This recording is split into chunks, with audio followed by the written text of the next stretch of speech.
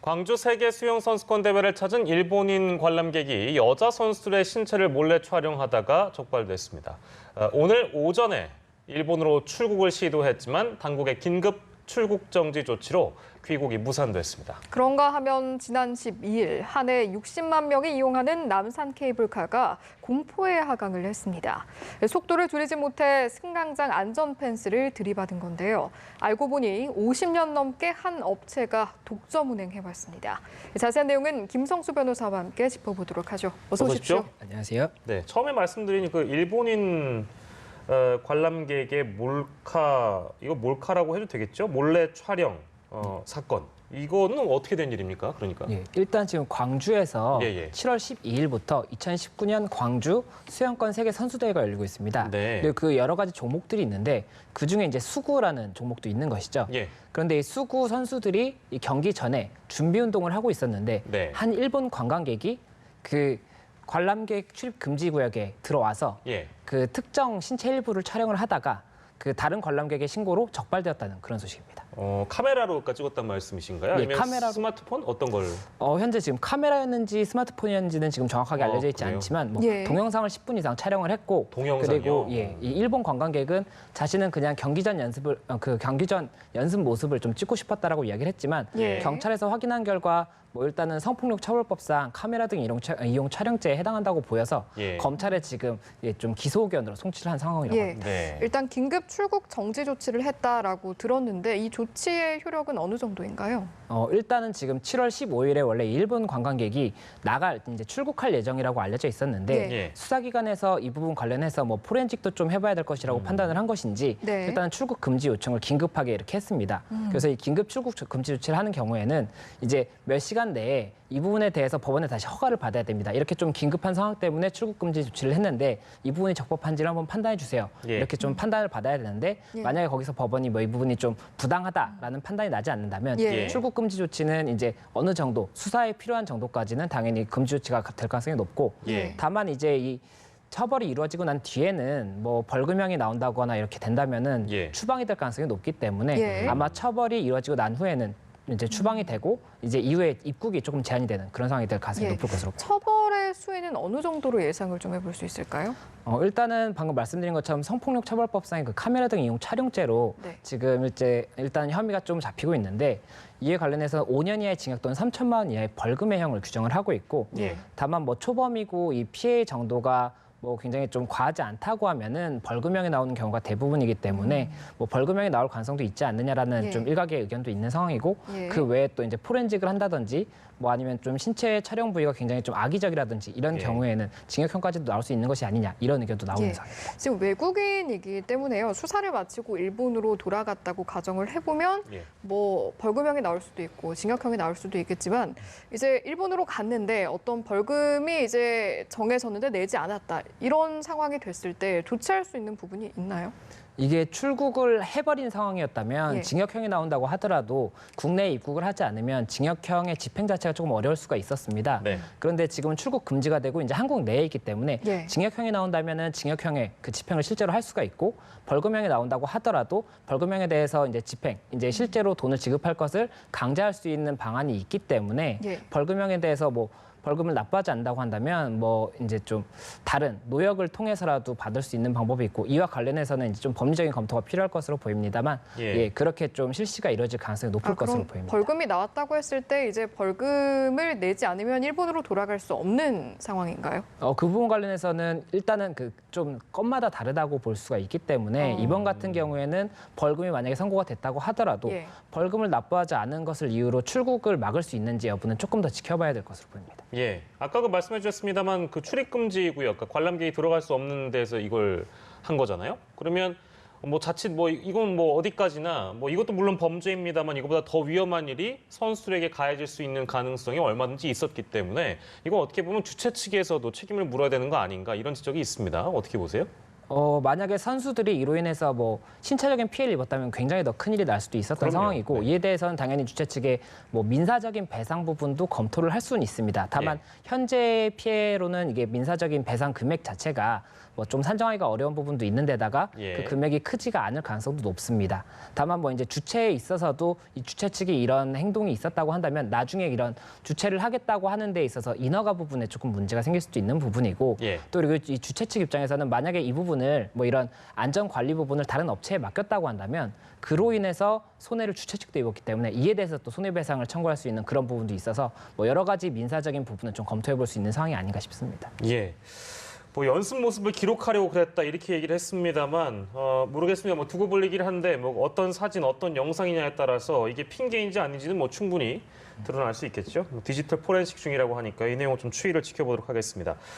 큰일 날 뻔했는데요. 다음 주제로 넘어가겠습니다. 서울의 명물 남산 케이블카 이게 안전 펜스에 부딪히는 사고가 발생했습니다. 이건 어떤 일이었습니까? 예, 지난 금요일 그러니까 7월 12일 날 저녁 7시 15분에 이제 사고가 있었던 일입니다. 예. 이 남산 케이블카가 이 도착 직전에 속도를 줄이지 못해서 결국 예. 안전 펜스에 충돌을 했고 그 과정에서 안에 타고 있던 승객 20명 중에 7명이 부상을 입어서 병원에서 치료를 받았다는 그런 소식입니다. 근데 이제 이 운행 중인 케이블카가 안전 펜스에 부딪혔으면 안에 이제 관람객들이 타고 있었던 상황 아니었던가요? 그럼 굉장히 위험천만한 상황일 텐데요. 예, 굉장히 위험할 수가 있는 부분이고 예. 이와 관련해서 이번에 조금 밝혀진 부분이 뭐 이 케이블카가 굉장히 좀 이제 최신이라면 예. 자동으로 당연히 운행이 될 거라고 생각을 하지 않습니까? 네네. 예. 그런데 이 부분 관련해서 이 제동 자체가 수동으로 이루어지는 반자동 형식이라고 지금 알려져 있는 상황이고 예. 이 제동을 조금 기관사가 늦게 해서 이런 사고가 발생한 것으로 보인다라는 이야기가 나오고 있어서 이와 관련해서 조금 많은 사람들이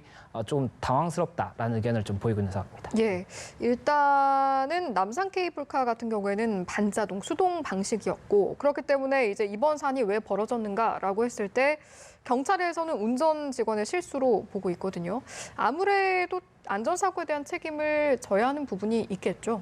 예, 지금 현재 알려진 바에 따르면 경찰에서 지금 이 해당 운전자를 업무상 과실치상 혐의로 입건해서 조사 중에 있습니다. 그리고 이 업무상 과실치상 혐의로 입건해서 조사하는 그 근거로 이 운전자 자체가 본인이 좀 과실을 해서 제동을 조금 늦게 했다라고 이야기를 했다고 알려져 있어서 예. 만약 그것이 사실이라면 이 부분 관련해서는 이제 업무상 과실치상 혐의로 좀 처벌이 이루어질 가능성이 높지 않나 싶습니다. 예. 근본적인 문제가 여기에 이제 있다라고 이제 여러 언론에서 지적한 바 있습니다. 여기 지금 업체가 50년 넘게 독점 운영을 했다. 그래서 어떤 문제들이 지금 나가고 있는 한국삭도공업이라는 곳이 이 업체가 운영을 했고 뭐 특혜 의혹이 있는 지금 상황이라고 하는데 이 내용은 어떤 내용입니까? 예, 지금 이게 정확히 57년간 운영을 하고 있고 독점적으로 운영을 하고 있는 것으로 알려져 있는데 예. 이 회사 자체가 한국삭도공업 이 회사 자체도 실질적으로는 가족회사라는 거죠. 그러니까 한 가족회사가 예. 계속 이 남산타워 서울의 명물로 가는 이 케이블카를 운영한 것이 문제가 되는 것이 아니냐. 그렇기 때문에 이런 안전사고도 발생한 것이 아니냐. 뭐 예. 이런 이야기가 나오면서 예. 이 부분 관련해서도 조금 다른 조치가 필요한 것이 아니냐라는 이야기가 나오고 있는데 예. 이게 법적으로는 이 궤도운송법에 의해서 이 허가 부분이 이제 좀 뭐 제한이 있다든지 이렇게 예. 할 수가 있는데 이 궤도운송법 제12조에 허가 취소에 대한 규정은 있지만 예. 이 허가 취소의 사유가 발생하지 않았다고 한다면 언제까지 이 허가를 연장해 줄 수 있는지 이 부분이 조금 애매한 부분이 있습니다. 예. 그렇다 보니까 지금 57년째 하고 있는데도 계속 이제 다른 업체가 입찰을 들어온다든지 이런 부분이 없는 것이거든요. 예. 제가 좀 이해를 잘 하는지 모르겠는데 그러니까 지금 57년 동안 운영을 하면서 예를 들어서 궤도 운송법에 따라서 어떠한 업체가 이 케이블카를 운영할 자격이 있는지 없는지 취소할 근거가 법에 마땅히 없다. 그래서 지금 이렇게 오랫동안 운영을 한 것이다. 이런 얘기입니까? 그러니까 취소를 할 수 있는 사유가 있습니다. 뭐 굉장히 좀 예. 문제를 발생시킨다고 한다면 허가를 취소해서 예. 이제 그 업체가 운영을 못하도록 할 수가 있는데 네. 이 취소 사유가 발생하지 않는 이상은 허가를 한번 내주면 예. 이거를 다시 이제 다른 사람한테 허가를 좀 변경하자 이렇게 예. 할 수 있는 부분이 법에 마련이 돼 있지 않다 보니까 계속해서 57년 동안 운영을 한다고 하더라도 허가 취소 사유가 발생하지 않는다면 계속 이렇게 한 업체에서 운영을 할 수가 있고 이게 실질적으로는 뭐 남산 케이블카 같은 경우에는 개인이 운영한다고 보기보다는 이 남산 타워에 가는 그 좀 교통편이지 않습니까? 네네네. 그래서 굉장히 좀 이익 사업인데 이 부분에 관해서 입찰을 한다든지 이렇게 하면은 조금 더 경쟁력이 있는 업체들도 들어오고 더 많은 신경을 쓸 수가 있는데 이게 독점이 되다 보니까는 이런 부분들이 오히려 소홀할 수가 있다는 좀 우려가 있는 거죠. 그래서 이 부분 관련해서 실제로 지금 국회에서 이 궤도운송법 자체에 대해서 이 기한을 30년까지만 연장하는 것으로 하자.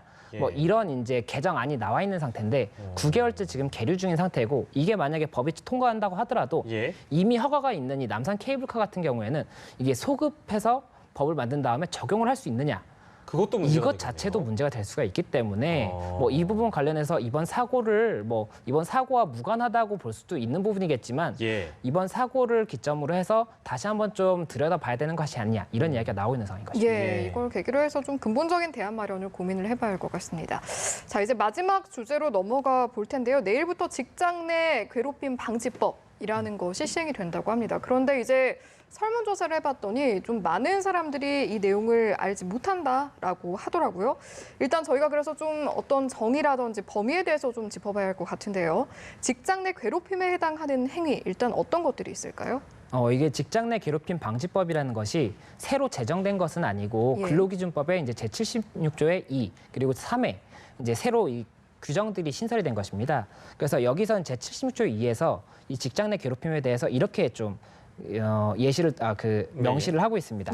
그래서 직장에서의 지위 또는 관계 등의 우위를 이용해서 업무상 적정 범위를 넘어 신체적, 정신적 고통을 준 행위 이것을 직장 내 괴롭힘으로 일단은 지금 규정을 하고 있는데 이게 뭐 예를 들어서 직장에서의 우위라는 것은 뭐 상급자와 하급자가 있을 수가 있지 않습니까? 그럼 이 부분 관련해서 상급자가 하급자를 우위를 이용해서 뭐 좀 적정하지 않은 일을 시킨다. 예를 들어서 사무직인데 갑자기 뭐 어떤 집을 옮기라고 한다든지 계속해서 그런 집만 옮기라고 한다든지 이렇게 해서 뭐 그러면 결국에 신체적이나 정신적으로 고통을 입을 수밖에 없지 않습니까? 그럼 이런 경우에 직장인 괴롭힘으로 봐서 이 부분을 처벌을 할 수 있게 뭐 징계를 줄 수 있게 회사에서 규정을 마련해야 되고 이와 관련한 조치를 취하지 않으면 회사에 결국에는 불이익을 주겠다는 그런 규정이라고 보시면 됩니다. 여기서 말하는 우위라는 것이 상사와 이제 그 어떤 부하, 상급자와 하급자만을 의미한다고 좀 이해를 하면 되나요? 이게 지금 이 규정 자체가 뭐 처음 신설이 된 것이다 보니까 이 개념을 어떻게 파악해야 되는지에 관해서는 뭐 판례라든지 이런 것들이 조금 더 나와봐야 될 것으로 보입니다. 다만 지금 현재 그 정확한 조문에 그 규정되어 있는 내용이 직장에서의 지위 또는 관계 등의 우위라고만 되어 있기 때문에 이것이 과연 그냥 상급자와 하급자만 가지고 할 수 있는 것이냐 아니면 동료라고 하더라도 실제로 더 우위가 있는 동료가 있을 수가 있지 않습니까? 그럼 그런 경우에는 이것이 해당될 수 있느냐 이런 부분 관련해서 조금 다툼이 있을 것으로 보이는데 현재 그 조문의 내용으로만 봤을 때는 상급자가 아니라 하더라도 우위가 있는 뭐 동료라고 한다면 그 처벌 대상이 될 수 있을 것으로 보입니다. 어떤 공간에 대한 부분도 궁금한 것이 직장 내 괴롭힘이라고 하면 회사 안 꼭 사무실에서만 발생해야 하는 부분일까요?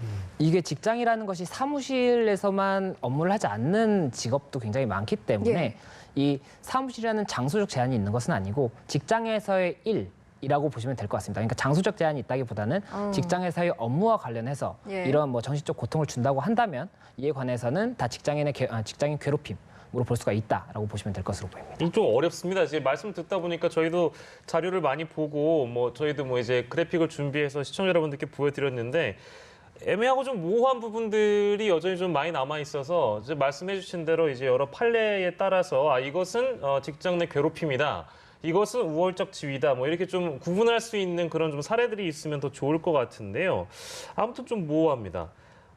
근데 이제 여기서 얘기하는 그런 직장이라고 하면 법에 이제 그런 게 있잖아요. 근로기준법이나 노동법을 살펴보면 몇 명 이상이 되는 기업이다. 몇 명 이하는 안 된다. 이런 것들이 있지 않겠습니까? 그러니까 5인 이하나 굉장히 작은 기업은 그러면 해당이 되는 것인가? 그리고 또 이제 어떤 고용 형태에 따라서 좀 달라질 수도 있는 것인가? 이것도 좀 궁금하긴 하네요.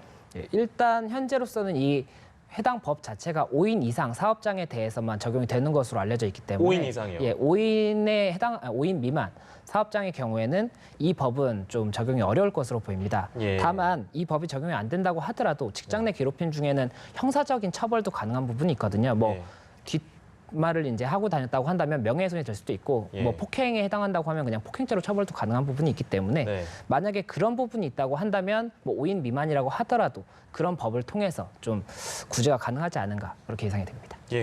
제가 이런 얘기하기가 좀 주제 넘긴 합니다만 다 같이 사는 사이인데 괴롭히지 맙시다. 왜 이렇게 일하는데 타인을 괴롭히고 그러나 모르겠어요. 세 가지 주제 함께 해봤습니다. 지금까지 김성수 변호사와 함께했습니다. 고맙습니다. 고맙습니다.